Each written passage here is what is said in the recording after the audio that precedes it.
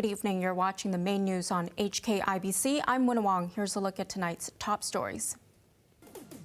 Hong Kong's COVID caseload shows no signs of easing.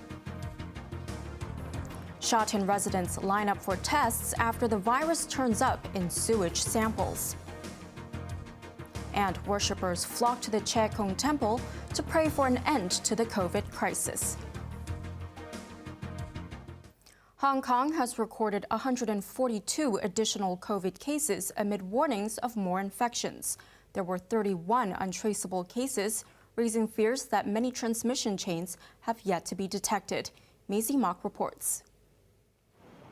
Once again, health officials trotted out the dismal numbers: 142 new COVID cases, of which 121 were locally transmitted. There were also about 160 preliminary positive cases, adding to concerns about overstretched health services. 31 of the confirmed local infections are untraceable. For the untraceable cases, we've observed an increasing trend. This is not a good sign. It signifies there's quite severe community transmission at the moment. So I understand the government is closely monitoring the situation and will announce further measures as appropriate. 6 of the untraceable cases are cleaners who work in different places across the city. They were asymptomatic or had sore throats.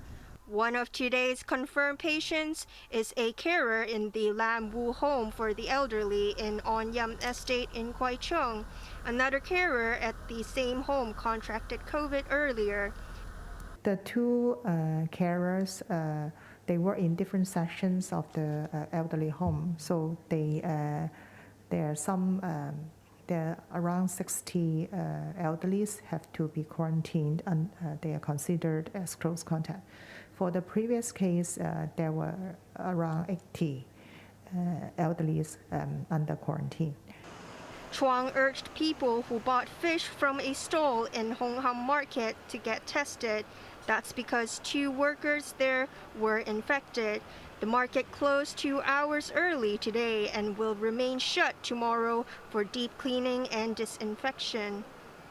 Also confirmed positive were 6 employees of Sun Sun Restaurant in Jordan and Times Cafe in Ma On Shan. As there have been outbreaks involving family groups, Chuang urged people to avoid gatherings during the festive season. Maisie Mock, HKIBC. Thousands of Sha Tin residents spent the 3rd day of the Lunar New Year testing for COVID. The tests were ordered after the virus was found in sewage samples collected from the city's most populous district. Isaac Lee reports. Sha Tin residents gathered outside the Lake Yuen Community Center, not to celebrate the Lunar New Year, but to wait their turn for COVID tests. Sewage samples containing the COVID virus were found in the district, resulting in a mandatory testing notice for 4 private residential estates, a hotel, and some government premises.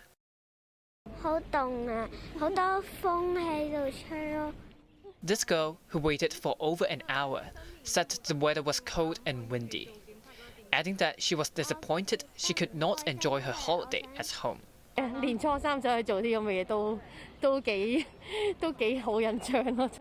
mother said this Lunar New Year would be an unforgettable one, but for the wrong reasons. All 3 testing stations in Sha Tin are operating 10 hours daily to cope with demand. Elsewhere, Yam Yu House in Shek Yam East Estate was unsealed this morning after an overnight lockdown. But not all residents were free to go, as 2 preliminary positive patients were identified. Another lockdown in Cui Wo House in Tai Wo Estate ended with 1 preliminary case. 12 community vaccination centers have reopened after a 2-day break. Some people made use of the last day of their 3-day holiday to get a jab. 2 other centers, Gleneagles Hospital and the Chinese University's Medical Center, will be administering doses again tomorrow. Isaac Lee, HKIBC. The acting Home Affairs Secretary has spent the last day of the Lunar New Year break serving Tai Po residents. Jack Chan was not distributing red packets, but rapid test kits for COVID. This came after the virus was found in sewage samples in Phase 2 of Park Versailles. The Home Affairs Department was previously headed by Casper Choi, who resigned on Monday after attending a birthday party where 2 guests had COVID. Chan, who was the undersecretary, also went to the party, but he was appointed to replace Choi on a temporary basis since he only stayed at the bash for a while. The DAB has suggested a $25,000 subsidy for flower farmers as part of the forthcoming budget. Representatives of the pro-establishment party submitted a petition to the government this morning calling for more relief measures. They said flower farmers should be compensated for the cancellation of the Lunar New Year fairs. The DAB also proposed another round of consumption vouchers of at least $5,000. In addition, the power companies were urged to subsidize households to the tune of $2,000 each. 2 men have fallen to their deaths while trying to escape a police raid in Kwun Tong. Officers arrested 5 others who were gambling. Isaac Lee reports. The police high-rise search team was sent to the Chun Wind Factory building in Kwun Tong this afternoon to investigate the deaths. Members of the elite unit abseiled down from the 14th floor to the podium on the 2nd floor, where they found a pair of shoes believed to be owned by one of the victims. Other officers checked CCTV footage. Acting on a tip-off, police raided a suspected gambling den in the building at around 6 p.m. yesterday. Sources say 2 men, one of whom was believed to be in charge of the operation, tried to evade arrest by climbing down drainage pipes, but both apparently slipped and fell from the 10th floor. The pair were unconscious when they were rushed to United Christian Hospital, where they were pronounced dead. A man and 4 women, aged between 26 and 62, were arrested for alleged gambling. Isaac Lee, HKIBC. A number of women and children were killed when U.S. Special Forces launched a counterterrorism operation in northwest Syria. A building was badly damaged in the attack, in which the Americans used helicopters.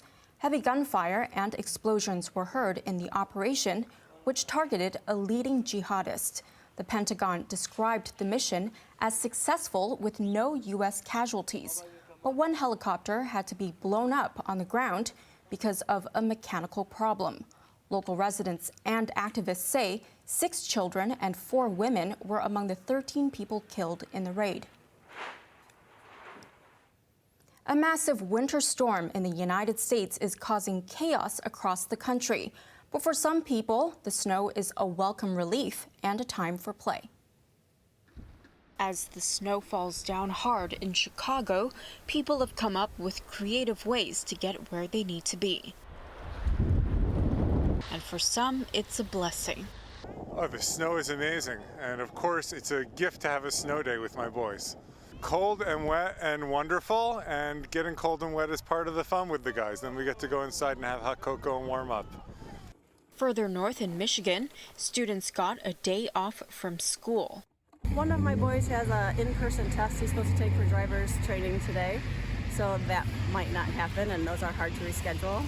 But all 3 of my high school boys are ecstatic that they got school called off last night, so they knew they didn't have to go today or tomorrow.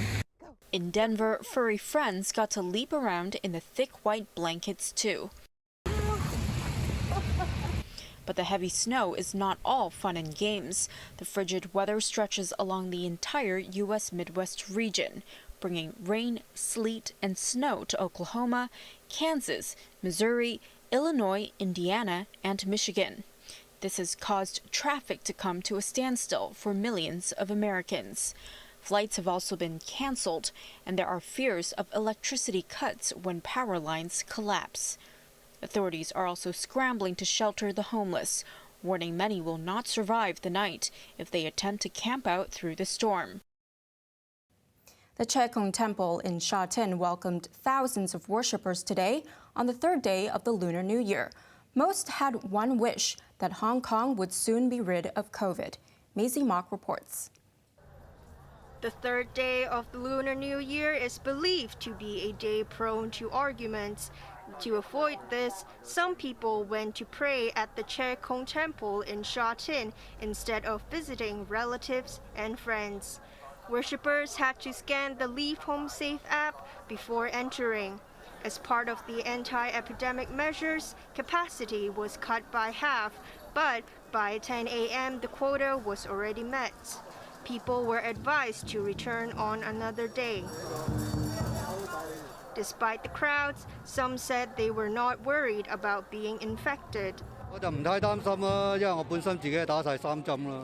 This man said he has had 3 anti-COVID jabs and would sanitize his hands in the temple. Most people wish that the pandemic will end soon. This man's Lunar New Year wish was for his family to be safe and his grandchildren to grow tall and strong. He also hopes COVID will be gone soon, as he has not traveled for 2 years. Like most of the others, this temple goer also hoped for an end to the pandemic and wish everyone good health. Maisie Mock, HKIBC.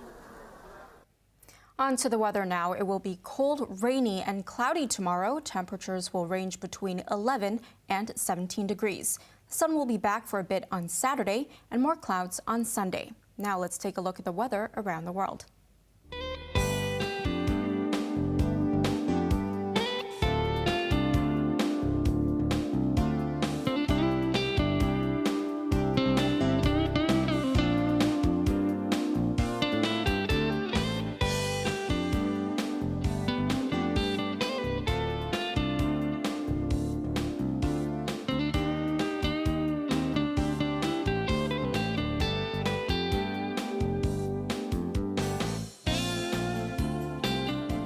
And that's our main news for Thursday night. Join us for more news at 11. I'm Wynna Wong. Good night.